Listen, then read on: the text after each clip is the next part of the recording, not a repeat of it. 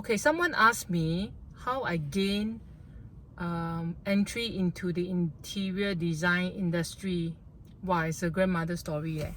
Are you all ready for grandmother story? Actually, no lah. To cut it short, to summarize, okay, my background is not in interior, obviously. I was, wow, this one grandmother story, go back to my education days. So I actually graduated from the National University of Singapore with a Bachelor of Science degree majoring in economics.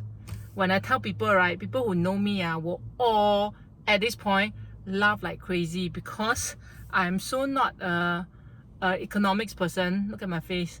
And I'm so not the figure conscious, money conscious, finance conscious person. And yet I major in economics. So whoever hears this will laugh like crazy and like, what the hell, are you sure? Give me this kind of response, but it's true. Okay, so I graduated so I graduated from NUS with a bachelor degree in science, majoring in economics. And when I first graduated, I told myself I am not going to do anything related to what I've studied. So going into NUS is just to make my folks happy, make my father happy, make my mother happy, because to them, right, must 进大学, like this is the only aim in life, 进大学. Okay, so I 进大学, right, so that they is like to 完成 their 心愿 lah. It's not mine. So I actually went into NUS with the mindset that I just want to get a degree and then get out ASAP and then dive into the advertising industry, because I've always wanted to be either a creative director or a copywriter, any of these lah.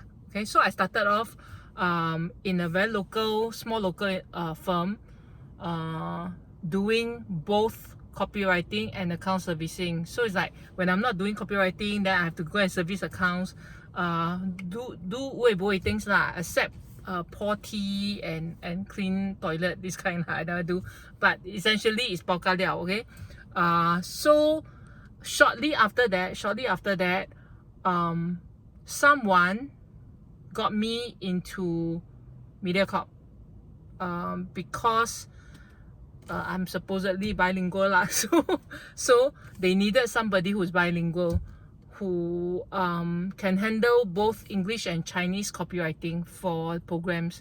So I entered into MediaCorp, and thereafter, right, I started my own advertising firm. But before that, I also joined another company lah. But all these are history. So what happened was, after all these things, and I ended also a very bad business partnership where I was betrayed. Also, I won't go into details because it's very unpleasant, and I was very disappointed in human beings in general. Hence, I started the interior design company called Woof Woof, because of my passion in interior design. That has always been there lah. It's just that I never touch it, and I never thought I will go into it one day. I just appreciate nice designs and keep being in, like, keep exposing myself to all the news about interior and keep browsing magazines and all.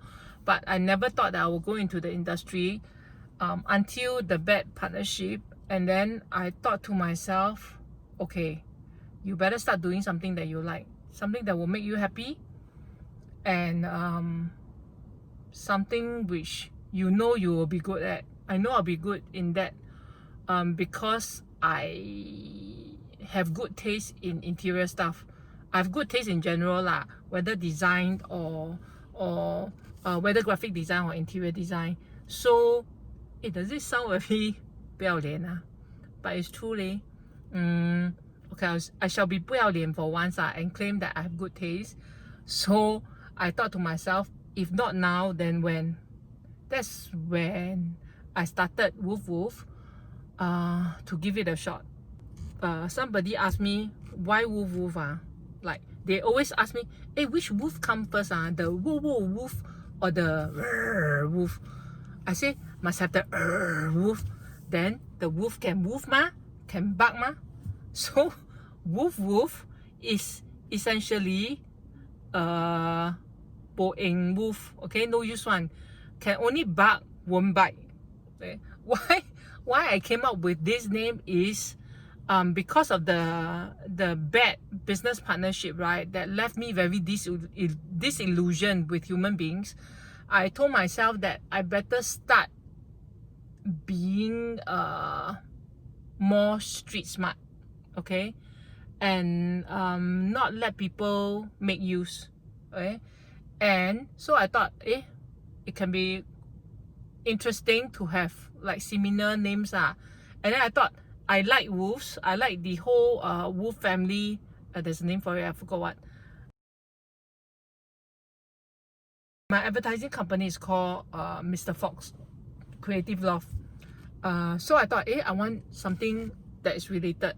Hence, I came up with wolf lah. And then I want the wolf not to bite and only bark. So it's a wolf that woofs only. Okay, long story, right? Long story.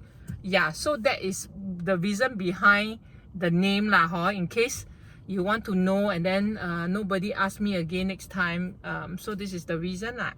Going into an industry that I'm totally not familiar with, I was totally not familiar with, has lots of obstacles, obviously. First, I didn't know a thing. And how I broke into this industry, right, was through a very cute incident. So what happened was, my own home appeared in a TV program, okay, that was aired on I think channel 8. So my house appeared 3 times.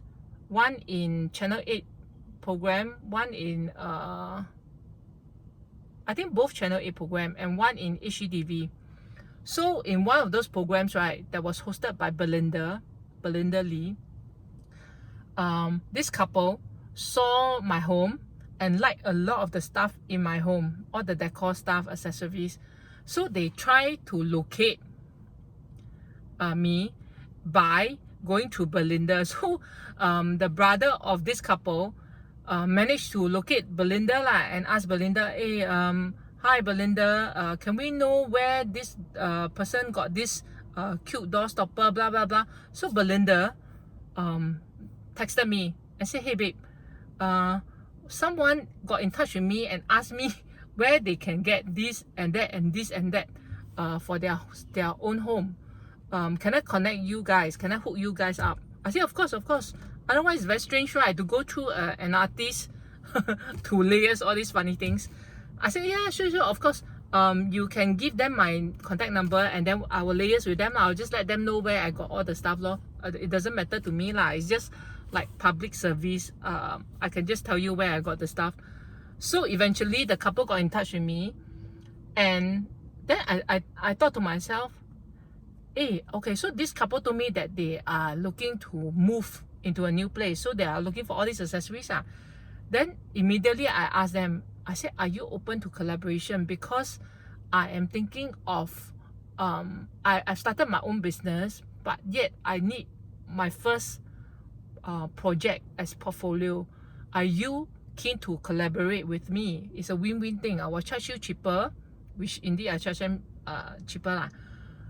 I said, I charge you cheaper, you let me give it a shot and design your place. And they were very game. They said, yeah, why not, let's do that. So and then that was how it started lor. And my first project was the Astro Boy home that you all see on my IG and my Facebook. That was my very first project, which I hold close to my heart lah, because it's just such a sweet project. It was very fun, experimental, yet I was given the creative license to do different things, even though they don't know me and they don't know what I'm capable of. They just asked me to propose. So that I was very touched, and I'm still very touched by their gesture. This couple will always hold a special place in my heart lah, as being my first official clients.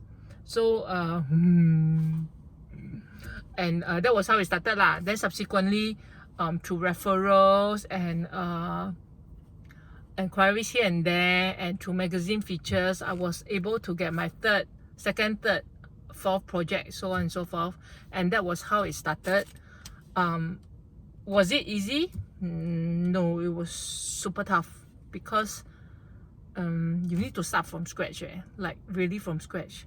So I need to ask like 10 million questions of everything. I need to ask until everybody will find me like very fun, no? Because everything I will ask.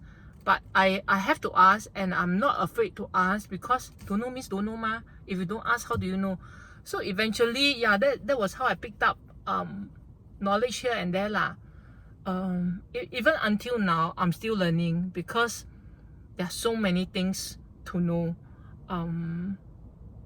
It's a never-ending journey lah, learning journey. So until now, yeah, I'm still learning, but I am very glad that I took the leap of faith, and I took the plunge. I took the road that's less traveled. So no regrets. Until now, I'm very, very, very happy I made this decision. And every day I am glad that I'm doing something I love.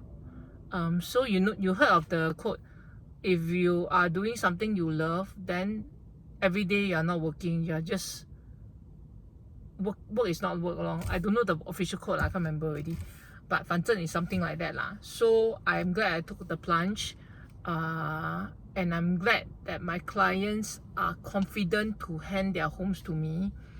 And I'm glad that every day, right, I can try to make my projects even better than the last one that I did. So all these things make me happy lah. Of course, the things that don't make me happy are the very frustrating day-to-day processes, and managing of people, managing